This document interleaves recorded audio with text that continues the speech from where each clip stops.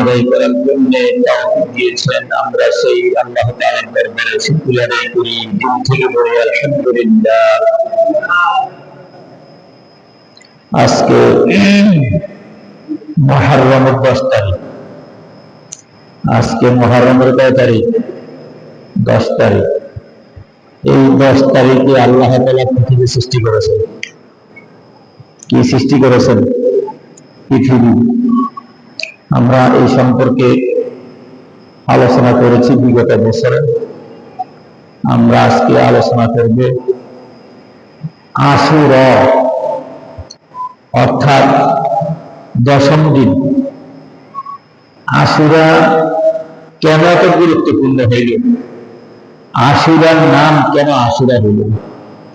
আশুরা কইলে চিনে না, বুঝে না এমন কোন মুসলমান নেই। আশুরা কেন নয়? আষাঢ় অর্থ 10, আষাঢ় থেকে আশুরা, আষাঢ় থেকে আশুরা। তা আশুরার গুরুত্ব কেন? এই 10-এ এত ফজিলত, এত গুরুত্ব কেন? এটা গুরুত্ব এই জন্য হয়েছে, আল্লাহ তাআলা রাসূল বলেন লিআন্নাহু আশুরাল মুহররম লিআন্নাল্লাহ তাবারাকা ওয়া তাআলা আকরামা ফি আশরাতিল আমবিয়া আলাইহিস সালাতু ওয়াস সালাম বিআশরি কারামা। আল্লাহ তাআলা তার 10 জন নবীকে এই আশুরার দিনে আশ্চর্যজনক ঘটনা ঘটিয়েছেন, মুআজ্জা দান করেছেন। যেটা আমরা মুআজ্জা বলি, মুআজ্জা। আল্লাহ তাআলা তার 10 জন রাসূলকে 10টি মুআজ্জা দিয়েছেন। 10 জন নবী, 10টি মুআজ্জা, 10 তারিখ। লিখছেন 10 তারিখ, 10 জন নবী, 10টি মুআজ্জা। এই জন্য এটার নাম আশুরা। এটার নাম কি? আশুরা। আমরা আলোচনা করব ইনশাআল্লাহ আস্তে আস্তে। 1 নম্বর মুআজ্জা হলো আল্লাহ তাআলার প্রিয় জলিলে কদর একজন নবী এবং রাসূল, যার নাম হলো মূসা আলাইহিস সালাতু ওয়াস সালাম। আল্লাহ তাআলার সবচেয়ে কাছের একজন জলিলে কদর নবী, একজন প্রিয় নবী মূসা আলাইহিস সালাতু ওয়াস সালাম, যে নবী সরাসরি আল্লাহর সাথে কথা বলছে, যেনাকে আমরা বলি মূসা কালিমুল্লাহ।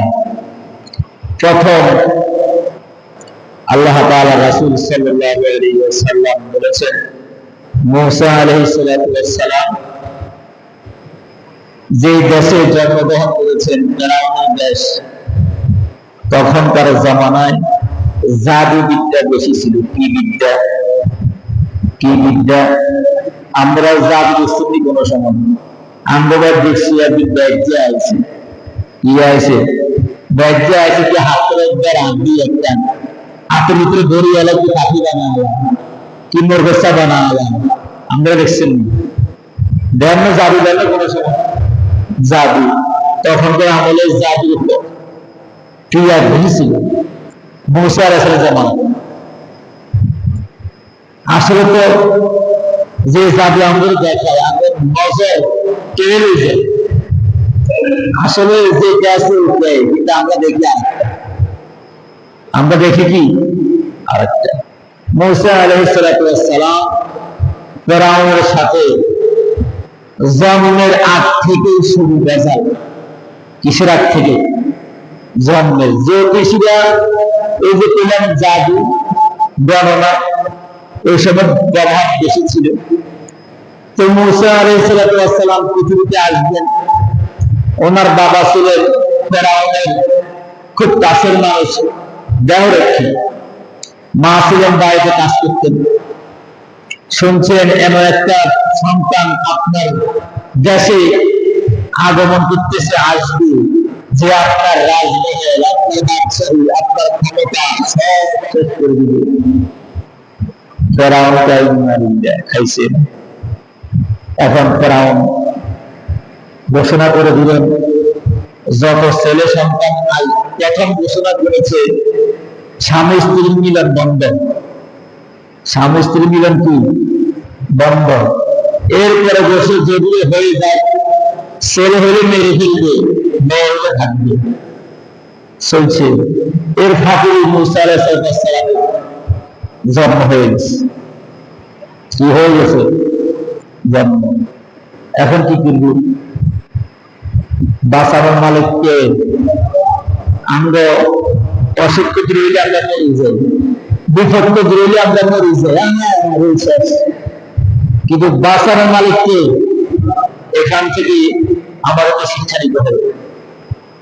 জন্ম তো হয়ে গেছে, কি করবো? মুসা আলাইহিস সালামের মা পেরেশান, বাবা পেরেশান। এখন তাদের মাথায় বুদ্ধি আসলো, ঝড়ে ধরে নদী ফেলাই দিবে, যে কোনো একজন আল্লাহ পাক ব্যবস্থা করবে নিজে। ঘুরি ফিরি কার কাছে আইছে? হ্যাঁ, ফেরাউনের স্ত্রী গেছে গোসল করতে, যাই যাই, মাশাআল্লাহ কি সুন্দর। নবী রাসূল পৃথিবীতে যতজন আসছে, একজন নবী রাসূল কালো ছিলেন না, সবাই সুন্দর ছিলেন। কি ছিলেন? দেখলেই মানুষ পাগল হয়ে যেত। একজন নবী রাসূল কালো ছিলেন না। মুসা আলাইহিস সালামকে দেখে ফেরাউনের স্ত্রী, ছেলে সন্তান হয় না, ছেলে মেয়ে হয় না, যেহেতু হয় না, এটা আমরা লালন পালন করবো, অসুবিধা কি? আর দিছে, আর ফেরাউন খুশি। যেখানে জবা করি মারব, সেখানে কি কে বলেছে? কে বলেছে? বাসাবে কে? যেখানে বাঘের বয়, সেখানে রাত্রে হাজারের কথাটা আছে না? আল্লাহ তাআলা কয়, দেখ মুসা কোথায় লালিত পালিত হয়, দেখ কি সুন্দর সেখানে লালিত বলে। আমরা জানি এইসব ওয়াজ, আমাদেরকে নতুন কিছু বুঝতে হবে আজকে। এখন মুসা আলাইহিস সালাম বড় হয়েছে, দাওয়াত দেওয়া শুরু করছে। এখন যদি জাদুর প্রভাব, জাদু ক্রিয়া তাদের দোষী, তারা পারদর্শী। এখন মুসা আলাইহিস সালামকে আল্লাহ তাআলা লাঠি দিয়েছে। কি দিয়েছে? লাঠি। এটা হলো জান্নাতের লাঠি। কিসের লাঠি? জান্নাতের লাঠি। বলে কেমনে জান্নাতের লাঠি মুসার কাছে আইছে? আদম আলাইহিস সালাম গন্ধম খাইছে, হাওয়া আলাইহিস সালাম খাইছে, খাওয়ার পরে তাদের শরীরের কাপড় সব খুলে গেছে, জান্নাতি পোশাক তাদের শরীরে আর নাই। আদম আলাইহিস সালাম বিভিন্ন গাছের কাছে গেছে, আমার একটা পাতা দাও। আমরা তো দেখলে দেখলে সই গেলেন, নবী রাসূল অনুমতি ছাড়া কিছু করেন নাই। এই গাছের কাছে গেছে, পাতা দেয়, গাছ কয় না। ওই গাছের কাছে গেছে, কয় না। গাছের কাছে ঘুরতে ঘুরতে কেউ পাতা দেয় না। পাতা দিছে কে? তিন গাছ। কে দিছে? আবার কোন বর্ণনা আছে জাইতুন গাছ। আদম আলাইহিস সালাম তিনটা পাতা নিয়ে তিন নিজের লজ্জাস্থান ডাকলেন। হাওয়া আলাইহিস সালাম পাঁচটা পাতা নিলেন, একটা ঢাল নিয়েছেন, ঢাল। এই ঢাল নিয়েছেন কে? আদম আলাইহিস সালাম। ঢালটা নিয়ে তিনটা পাতা নিজে ব্যবহার করলেন, আর হাওয়া পাঁচটা পাতা দিয়ে ঢাকলেন। এই জন্য আমরা মুসলমান মারা গেলে পুরুষের কয় কাপড় আর মহিলার কয় কাপড়? বুঝে আসি নাকি? ওখান থেকে আসছে। এই লাঠি ধারাবাহিক সিরিয়াল আসতে আসতে আদম আলাইহিস সালাম থেকে আসতে আসতে লাঠি আসছে শুআয়ব আলাইহিস সালামের কাছে। কার কাছে? শুআয়ব আলাইহিস সালামের কাছে। শুআয়ব আলাইহিস সালামের লাঠি ব্যবহার করছে। লাঠি ব্যবহার করার পরে মুসা আলাইহিস সালাম মিশরে থাকতে পারলেন না, ফেরাউনের অত্যাচারে। সেখান থেকে তিনি হিজরত করলেন। কি করলেন? হিজরত করে মাদায়েন গেলেন। শুআয়ব আলাইহিস সালামের দুই মেয়ের সাথে সাক্ষাৎ, আমরা সেদিকে যাব না। শুআয়ব আলাইহিস সালামের মেয়েকে বিবাহ করলেন। বিবাহ করার পরে কাবিল লাগবে না? কাবিল লাগবে না? ওর তো বেকার মানুষ, কাজ করবো নাই, কাবিল দিবে থেকে। এই জন্য শ্বশুর বাড়িতে ঘর জামাই রয়েছে, কি রয়েছে? ঘর জামাই আসি না, আমার কাছে ঘর জামাই, ঘর জামাই রয়েছে 8 বছর। শ্বশুরের কাজ করে দেন মোহর পরিশোধ করে তারপরে দেশে আসছে। আর আমরা তো বর্তমান 10 লাখ, 20 লাখ, 15 লাখ, 6 লাখ, 7 লাখ কাবিন করি, দেওয়ার কোনো খবর নাই। যারা কাবিন দিবে না, মহিলাদের দেনমোহর আদায় করবে না, কিয়ামতের ময়দানে বেবিচারের কাতারে, জিনাকারের কাতারে দাঁড় করানো হবে। এখন বুঝে আসবে না, যখন 3.5 হাত মাটির নিচে যাবেন তখন বুঝবেন নিজের স্ত্রীর দেনমোহর আপনি দেন নেন। রাসূল আল্লাহ তাআলা কোরআনে বলছেন, ওয়াতুহুন্না সাদাকাতিহিন্না নিহলা, খুশিতে খুশিতে স্বাচ্ছন্দ্যে আনন্দের সাথে স্ত্রীদের দেনমোহর আদায় করে দেন। কার দেনমোহর? যারা আদায় করছেন তো আলহামদুলিল্লাহ, আর যারা আদায় করেন নাই মৌতের আগে দিয়ে দিবেন, না হলে আপনি জিনাকারের কাতারে দাঁড় করানো হবে। না বুঝেন নাই, এটা তার হক, তাকে দিয়ে দিবেন। সে খাত বা বাইরে দিক বা বাপের দিক বা স্বামীর দিক, যার মধ্যে তার দেখা, ছেলের দিক তার দেখা। কিন্তু আমরা দেশে কি করে, দেনমোহর দেয় না, ও বাড়ি লিখে দেয়, দেনমোহর দেয় না, জমি লিখে দেয়, লিখে দিবে শুধু দেন না, তোমার দেনমোহর আবার দিয়ে দিলেন, ঠিক আছে শেষ। না বুঝেন নাই, তোমার দেনমোহর পাবো এই জমি দিলাম, তোমার দেনমোহর পাবো এই জিনিস দিলাম, তোমার দেনমোহর পাবো এই বাড়ি তোমার লিখে দিলাম, শেষ। তো তারা জিনাকারের কাতারে দাঁড়াতে হবে। না বুঝেন নাই, মূসা আলাইহিস সালাম যে লাঠি থেকে আমরা আসছি, লাঠি পাইলেন, শ্বশুর তাকে বাড়িতে আসবে, হাদিয়া দেওয়া লাগবে না, শ্বশুর তাকে হাদিয়া দিলেন জান্নাতি লাঠি। এই লাঠি নিয়ে বাড়িতে আসলেন, ফেরাউনকে দাওয়াত দিলেন। ফেরাউনকে যখন দাওয়াত দিতে গেলেন, তার ভাই হারুন আলাইহিস সালামকে নিয়ে গেলেন। 2 ভাই তাকে দাওয়াত দিলেন, ফেরাউন তার দাওয়াতকে মানলই না, আর উত্তেজিত হয়ে উঠলেন। মূসা আলাইহিস সালাম তার হাতের লাঠিটা সেখানে রাখলেন, লাঠি সাপ হয়ে গেল, ফেরাউন ভয় পেয়ে গেল। ফেরাউন বুঝলে মূসা জাদু শিখে আসছে।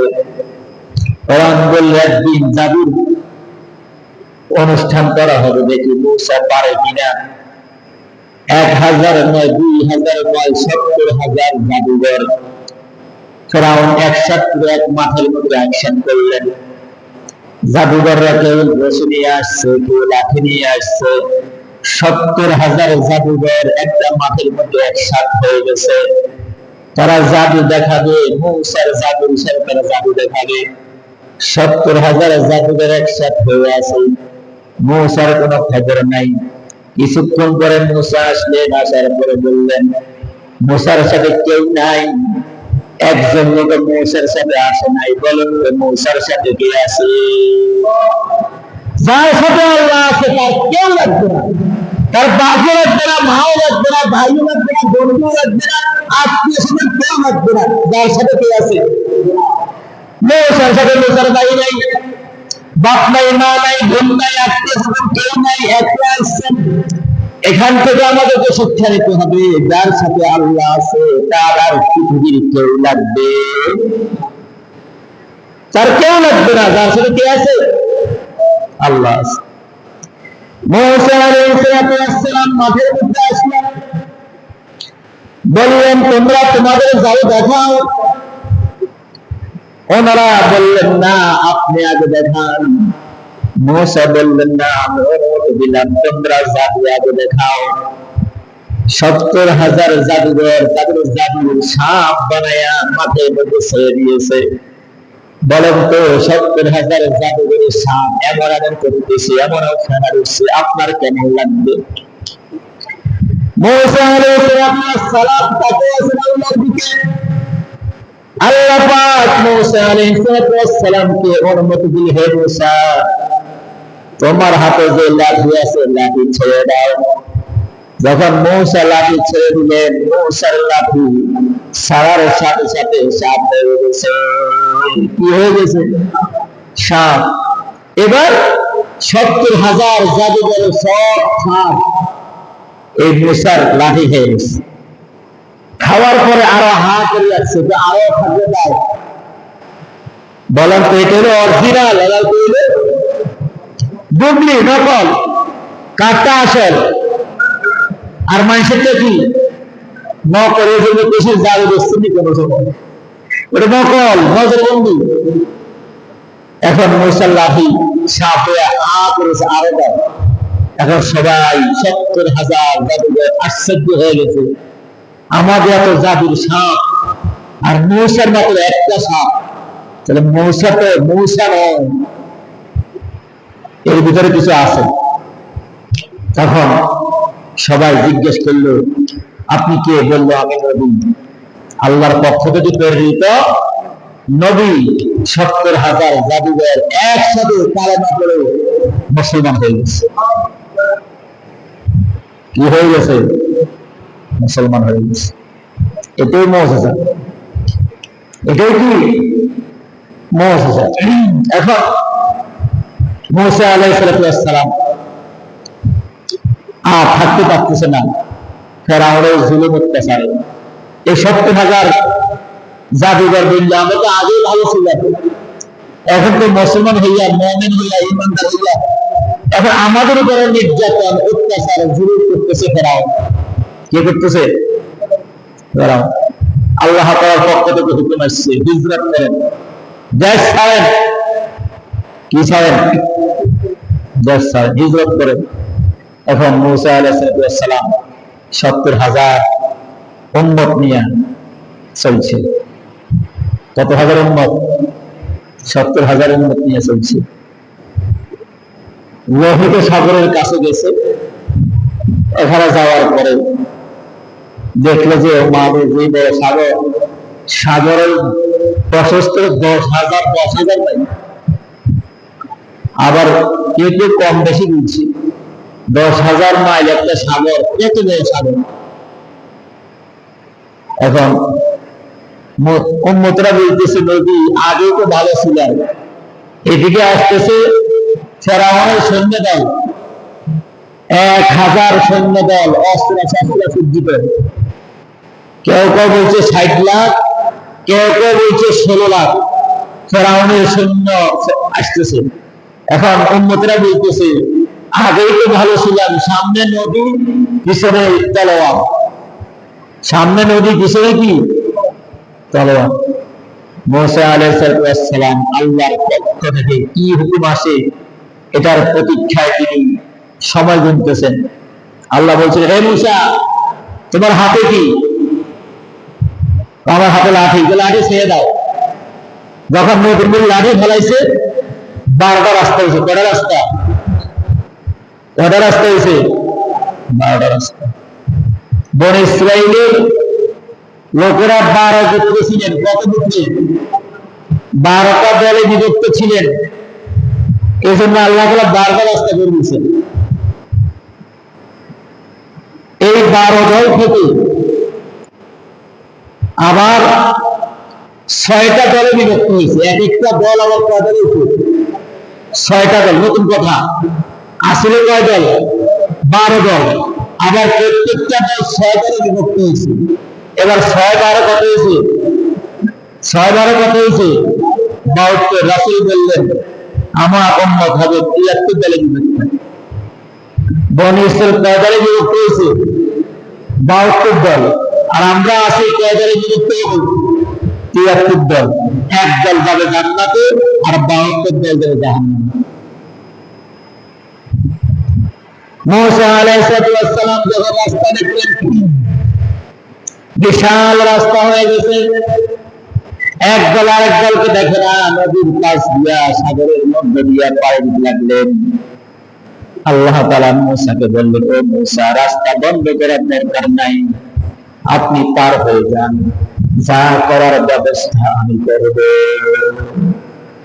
মুসা আলাইহিস সালামের উম্মতরা বললেন, নবী আমাদের পেছনটা আসতেছে, আমাদেরকে ধরে নিতেছে। মুসা আলাইহিস সালাম বললেন, কোন সমস্যা নাই, সামনে আগাও। যখন তারা নদীর পাড়ে চলে গেলেন, নিরাপদে নদী পার হয়ে গেলেন, পৌঁছে গেলেন। ফেরাউনের সৈন্য দল বলছে, যখন নদীর মাঝখানে গেলেন, অমনিতেই নদীর রাস্তা বন্ধ হয়ে পানিতে সব ভরপুর হয়ে গেছে। মুসা আলাইহিস সালাম দেখলেন পানি ভরে গেছে, সৈন্য দল যা আছে সব ভরে গেছে। কিছু আছে পায়ের মধ্যে বলল, আমাদের নেতাও তো মরে যায় নাই, স্বর্গে চলে গেছে। আল্লাহ তাআলা বলেন, স্বর্গে গেছে ঠিক আছে, তোমাদের নেতা, তোমাদের খোদা, তোমাদের ফেরাউন যে আল্লাহ দাবি করেছেন, খোদা দাবি করেছেন, তার খোদা দাবি করার স্বাদ আমি তার দেখাইতেছি। আল্লাহ দাবি করার স্বাদ কি মজা তার দেখাইতেছি। আমরা কি দাবি করছে? আল্লাহ দাবি করছে। আল্লাহ দাবি করলে তারা কিসে করে করতে হয়? নদীতে। কোথায়? আল্লাহ তার নদীতে শুনেই নদীর মধ্যে, সাগরের মধ্যে ডুবে যাবে করতে পারি। এরপরে তার সৈন্য দল বলতেছে, আমাদের নেতা, আমাদের খোদা স্বর্গে চলে গেছে। আল্লাহ কয়, না না, স্বর্গে যাই নাই, একটু অপেক্ষা করো। আল্লাহ তাআলা বলেন, আল-ইয়াউমা নুনাজ্জিকা বিবাদানিক, একটু অপেক্ষা করো। আল্লাহ তাআলা কিছুক্ষণ পরেই, যখন ফেরাউন মওত হয়ে গেছে, তার নদী থেকে বাসায়া দিলেন। শুধু বাসায়া দেন নাই, আল্লাহ তাআলা বলেন, কিয়ামত পর্যন্ত আমি তার শরীরটাকে অক্ষত রাখবো, যেন মানুষ তাকে দেখে দেখে শিক্ষা নিতে পারে। আল্লাহ দাবি করলে, খোদা দাবি করলে আমি আল্লাহ কি করতে পারি, তার থেকে তোমরা প্রমাণ নিয়ে যাও। এখান থেকে তোমরা ইতিহাস সাক্ষী, এখান থেকে তোমরা শিক্ষা গ্রহণ করো, এখান থেকে তোমরা কিছু নাও যে আল্লাহ একজন, আর আল্লাহ আল্লাহ হতে পারে না, খোদা হতে পারে না। আল্লাহ আল্লাহ, যারা আল্লাহ দাবি করবে তাদের করুন পরিস্থিতি থাকবে। এই জন্য যারা মিশরে যায়, একবার হইলেও তাকে দেখে আসে, একবার হইলেও কি তাকে দেখে আসে। মুসা আলাইহিস সালাম নদী পার হইলেন, ওয়াইনাজ্জাইনাকুম মিন আলি ফিরআউনা ইয়াসুমুনাকুম সুআল আযাব ইউযাববিহুনা আবনাকুম ওয়া ইস্তাহয়ুনা নিসাআকুম ওয়া ফি যালিকুম বালাউন মির রাব্বিকুম আযীম। তাদেরকে মেরে ফেলতেন, হত্যা করতেন, অত্যাচার করতেন। আল্লাহ সেখান থেকে কি করলেন? তাদেরকে নাজাত দিলেন। এরপর ওয়াইয ফারাকনা বিকুমুল বাহরা ফাআনজাইনাকুম, আল্লাহ তাআলা মুসা আলাইহিস সালামকে ফেরাউনের অত্যাচার থেকে নদী পার করে তাদেরকে নাজাত দিয়ে দিলেন। কি দিয়ে দিলেন? নাজাত।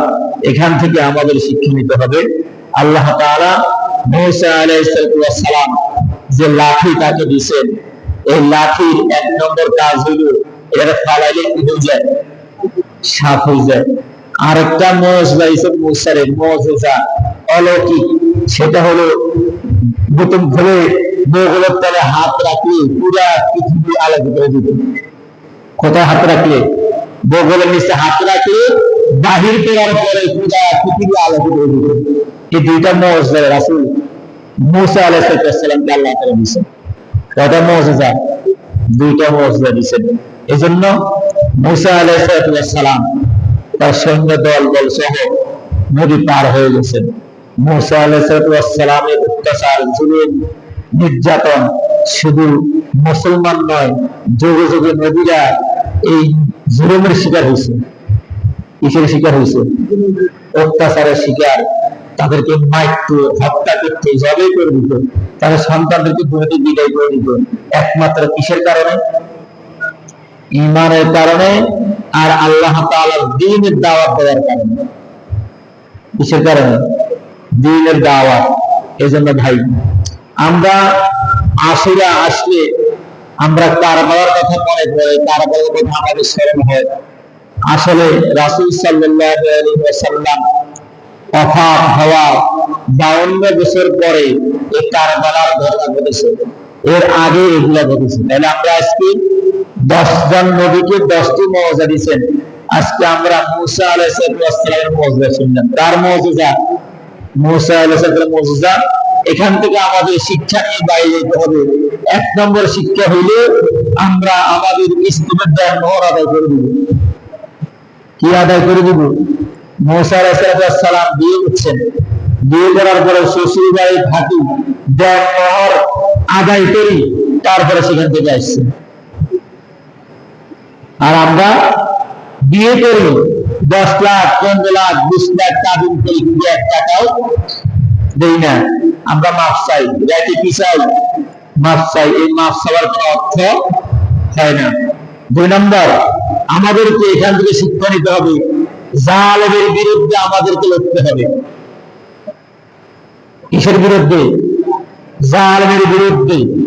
হকের পক্ষে আমাকে সবসময় থাকতে হবে, অন্যায়ের বিরুদ্ধে আমাকে প্রতিবাদ করতে হবে। মুসা আলাইহিস সালাম হকের পক্ষে ছিলেন, অন্যায়ের বিরুদ্ধে ছিলেন। শুধু অসুবিধা হবে না, এখানে কিছু আমাকে নিতে হবে। আপনার সামনে অন্যায় চলতেছে, আপনি চুপ। আপনি কি চুপ? এই জন্য আল্লাহর রাস্তায় লড়তে হলে 3টা জিনিস লাগে: জান, মাল আর হলো জবান। জান, মাল, জবান। প্রথমে আপনি জবান চালাতে হবে, জান দিতে হবে, মাল খরচ করতে হবে আল্লাহর রাস্তায়, আল্লাহর দ্বীনকে আল্লাহর জমিনে বাস্তবায়ন করতে হবে।